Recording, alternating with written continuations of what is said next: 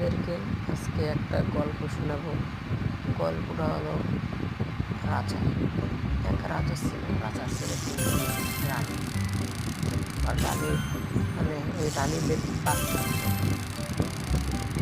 বাচ্চা হতো না। রাজার খুব ইচ্ছা তার একটা কন্যা সন্তান হবে। তিন রানী, সে একে একে তিনটা বিয়ে করে, তাও হলো না।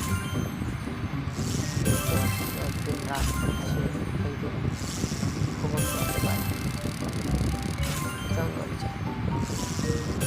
জঙ্গলে যাওয়ার পরে